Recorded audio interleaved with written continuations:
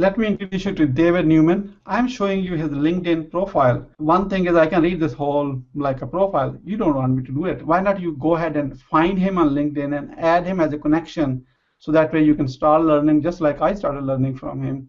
Welcome to our show. Here, thank you again for inviting me. Oh, it's our pleasure. How do you really answer? I know you have a 17 answer to this question. How much do you charge? The three answers that you don't want to give. You don't want to give some random answer. For example, a lot of people, a lot of salespeople and marketing people and a lot of entrepreneurs, they say, well, on average, it costs X. And the average, no one cares about the average. They say, hey, how much is this going to cost for me, for my situation, for what I want to fix, for what I want to solve, for what I want to buy? So don't quote some random number. Don't quote a range. Don't quote the average. Don't quote any of that. Number two is don't act surprised or don't be caught off guard by that question. Expect the question to come at the wrong time. Expect the question to come too early. Expect the question to come at an awkward moment during that conversation, and then be prepared for it. And then the third thing not to do is don't get defensive. Don't start to defend your price or say, well, it's $17,000, but that's because, or it's $5,000, but I can work with you, which means you've got no pricing integrity, and that you're willing to negotiate down to zero, and then that gets the prospect thinking, how low can we go? So just don't do those three things. Reframe the question as a positive, and then we'll go through all the specific answers that some of them are funny, and some of them are very relevant, and some of them get the prospect focused back on where they should be focused, which is on solving their problem. Think about the context and think about what you've had back and forth in the sales conversation so far. But if they sound like they're really desperate or cheap or broke or money is such an overarching issue for them, that's when I would pull this one out. Sounds like price is the most important factor to you. In my experience, everything is expensive until you want it. Can we talk about what you want and then work our way to the pricing options based on that? So again, the key soundbite there is everything is expensive until you want it.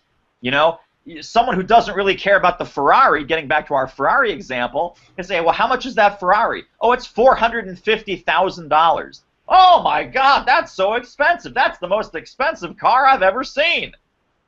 There's a guy or there's a gal at the Ferrari dealer right now. Look at your watch. Look at your watch. Look at today's date. There's someone buying a Ferrari somewhere on the planet right now. Probably dozens of them. They don't think $450,000 is so incredibly expensive they could never imagine spending that kind of money.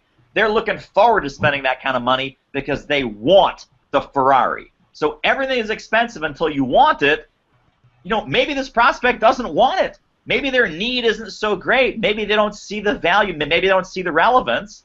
So to them, it's expensive. But again, it's one of these truth-telling statements where it's going to disqualify the non-buyers and it's going to qualify in your best buyers. So you're still watching this? That really means you like the answer given by David Newman. And that was just one of the answers. You just got it. And there are 16 more answers to that question. You know, you remember the question? How much do you charge? Imagine that having a 17 possible answers to that single question when you get from your prospective buyer or customer or client, whatever you call it. I have recorded a 1-hour interview one-to-one with him, and I want to give you all. What you have to do is take your cell phone out. Here's how my cell phone look like. It's an old iPhone, and you don't have to have an iPhone. You can be Android phone or even an old-fashioned simple phone which can send text, and which I'm aware of worldwide. Everybody can send a text from the cell phones. What you have to do is take that cell phone out and send a text message to this number.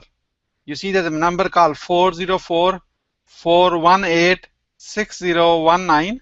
Again, 404-418-6019. When you send a message, in a message put a word charge. CHARGE. You see it here. I'm showing you everything. In case for some reason where I'm pointing my finger that you don't see it, let me show you the old-fashioned way. You see this?